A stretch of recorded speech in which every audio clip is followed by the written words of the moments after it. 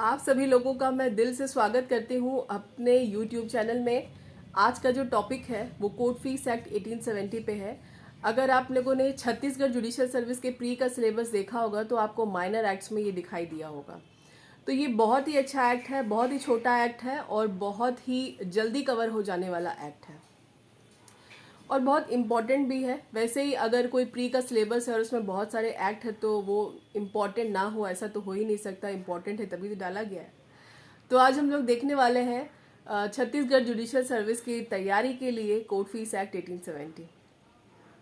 वैसे तो after notification हमें इतना पढ़ने का टाइम नहीं मिलता कि हम सब कुछ कवर कर पाए, लेकिन इस समय हमें कम से कम इतना करना होता है कि हम इम्पॉर्टेंट चीज़ों को ना छोड़ें और वैसी चीज़ें जो काफ़ी सालों से पूछी जा रही हैं और आने की संभावना भी है। तो वैसे ही मैं भी अभी आज और आने वाले जितने भी मैं वीडियोस बनाऊंगी, चाहे वो माइनर एक्ट्स के लिए हो चाहे मेजर एक्ट्स के लिए हो, वो हम इम्पॉर्टेंट सेक्शन या फिर इम्पॉर्टेंट टॉपिक्स ही कवर करें तो ज़्यादा अच्छा होगा। लेकिन इम्पॉर्टेंट सेक्शन को डील करने के पहले आज कोर्ट फीस एक्ट के कुछ लेआउट है वो हम देख लेते हैं पहले। तो सबसे पहले हम ये जान लें कि कोर्ट फीस एक्ट जो है 1870, इसका इन्फोर्समेंट कब हुआ था। तो इसका इन्फोर्समेंट डेट है 1 अप्रैल 1870। दूसरा कि हम ये जान लें कि इसमें टोटल चैप्टर्स कितने हैं, टोटल सेक्शंस कितने हैं। तो इसमें टोटल सेक्शन 36 है, टोटल इसमें 6 चैप्टर है और स्केड्यूल टोटल इसमें 3 शेड्यूल्स हैं, वो भी आपको देखने हैं। तो अब आगे बढ़ते हैं हम लोग इम्पॉर्टेंट सेक्शन की तरफ। इम्पॉर्टेंट सेक्शन की तरफ जाने के पहले सेक्शन 1, सेक्शन 2 और इसमें जो शुरुआती के सेक्शन हैं, जैसे कि आपको पता है कि सेक्शन 2 में इंटरप्रिटेशन क्लॉज होता है, वो आपको यहाँ मिलेगा। और सेक्शन 1 में short, title, extend and commencement आपको मिलेगा, जैसा कि हर एक्ट में होता है। वो आप लोग खुद ही देख लीजिएगा। अभी जो मोस्ट इम्पॉर्टेंट सेक्शन है वो ही मैं आप लोगों को करवाना चाहती हूँ और वो ही मैं आप लोग को आज बताऊंगी। तो सेक्शन 1A इसका सबसे इम्पॉर्टेंट शुरुआती सेक्शन है, जो कि एप्रोप्रिएट गवर्नमेंट की डेफिनेशन देता है। एप्रोप्रिएट गवर्नमेंट की डेफिनेशन हम सभी ने आईपीसी के सेक्शन 55A में ऑलरेडी पढ़ रखी है, लेकिन यहाँ पर एप्रोप्रिएट गवर्नमेंट क्या है उसको भी हम समझ लेते हैं। यहाँ पर एप्रोप्रिएट गवर्नमेंट जो है, ये सेक्शन कहता है 1A कि जब भी कोई व्यक्ति, जब भी कोई पर्सन किसी ऑफिसर के सामने अपने डॉक्यूमेंट को प्रेजेंट करता है, अपने जो भी डॉक्यूमेंट है वो लेके जा रहा है उस ऑफिसर के सामने, और वो जो ऑफिसर जिसके सामने वो अपने डॉक्यूमेंट को प्रेजेंट कर रहा है, अगर वो इम्प्लॉयड है सेंट्रल गवर्नमेंट पे, यानी कि अगर केंद्र सरकार के नीचे वो काम कर रहा है, केंद्र सरकार की नौकरी में है वो, तो फिर वहां पर केंद्र सरकार को यहाँ पे समुचित सरकार यानी एप्रोप्रिएट गवर्नमेंट यहाँ पे सेंट्रल गवर्नमेंट कहलाएगी।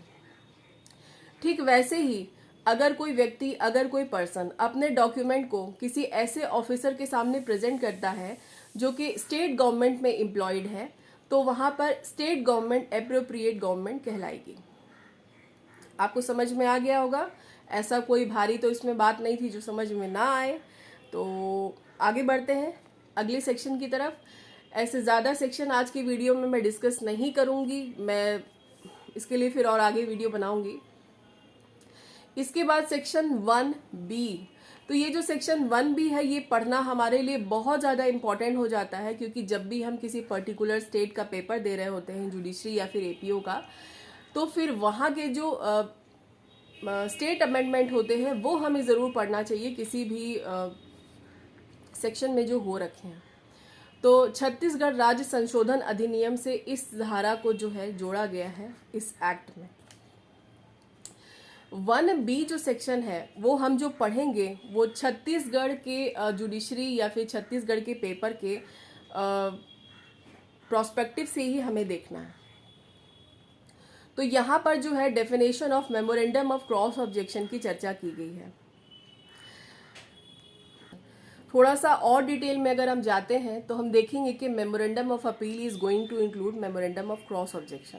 थोड़ा सा और डिटेल में जाते हैं तो, या फिर अगर आप एक मोटा मोटी मतलब निकालिए तो इसका मतलब होता है कि यहाँ पर इस एक्ट में जहाँ कहीं भी इस अधिनियम में वाद शब्द की चर्चा की गई है। अगर सूट शब्द का जहाँ जहाँ इस्तेमाल हुआ है सूट वर्ड का, तो वहाँ पे वाद शब्द में डिक्री और अपील को भी शामिल किया गया है। ध्यान दीजिएगा, डिक्री और शामिल किया गया है।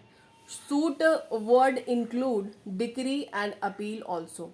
तो आप यहाँ पर इसका मतलब ये निकाल सकते हैं कि वाद शब्द में डिक्री भी है, वाद शब्द में अपील भी है।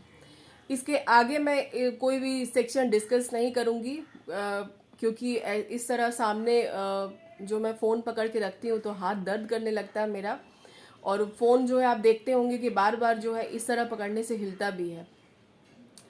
इसीलिए मुझे बार बार जो है वीडियो को रोक करके वीडियो बनाना पड़ता है, क्योंकि हाथ में थोड़ी सी झंझनाहट होने लगती है। तो ज़्यादा लंबा वीडियो मैं नहीं बनाना चाहूँगी, इस वजह से भी, क्योंकि बोरियत होती है और इस वजह से भी हाथ बहुत दर्द करने लगता है। आप देख रहे होंगे कि यहाँ पे हाथ में वीडियो बनाने के लिए फ़ोन पकड़ना पड़ता है।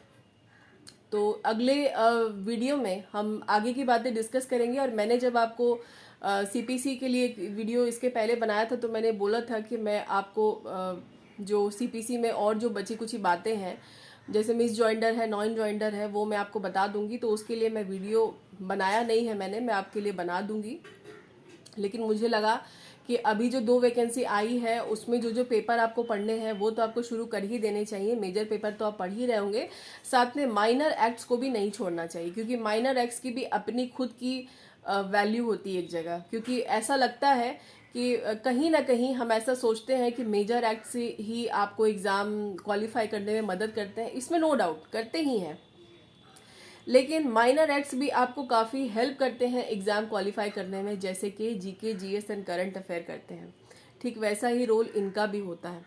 तो आज का वीडियो बस यहीं पर मैं स्टॉप करना चाहती हूँ। अगर आपको पसंद आया होगा तो आप लाइक कर दीजिएगा, नहीं आया होगा तो डिसलाइक ज़रूर करिएगा, क्योंकि जहाँ पे जब आपको लाइक पाने की इच्छा होती है तो डिसलाइक के लिए भी आपको हमेशा तैयार रहना चाहिए। जब तक आप अपनी गलतियां और खामियां नहीं जानेंगे तब तक आप उसमें सुधार कैसे करेंगे, और वो सुधार होना बहुत ज़रूरी है। लाइक तो करिएगा ही या डिसलाइक कर दीजिएगा। अगर अभी तक आप सब्सक्राइबर नहीं बने हैं तो बन जाइएगा, अगर आपके मैं कुछ काम आ सकूं तो आपको ऐसा लगे। और बाकी फ्रेंड्स में ज़रूर शेयर कीजिएगा ताकि उनकी भी कुछ मदद हो सके। और बिहार जुडिशियल सर्विस बहुत ही जल्दी आने वाली है, कभी भी उसका नोटिफिकेशन जारी हो सकता है, जिसके लिए सभी लोग वेट कर रहे हैं। जो भी कमेंट करके आप बोलना चाहें आप बोल सकते हैं, जो भी आपका मन हो। तो खुश रहिए, दूसरों को भी खुश रखिए अपनी बातों से, अपने व्यवहार से। आलतू फालतू बातों में दिमाग मत लगाइए, फालतू मत सोचिए, फालतू मत बोलिए, फालतू लोगों से दूर रहिए। जो आपके, मैंने पहले ही बोला है, जो आपको डिस्टर्ब करते हैं उनसे बिल्कुल दूर रहिए और अपनी लाइफ को एंजॉय करते हुए पढ़िए। मैंने पहले भी कई बार कहा है, वैकेंसीज का वेट कभी मत कीजिए, अपना कर्तव्य और अपना कर्म करिए, बाकी फल तो आपको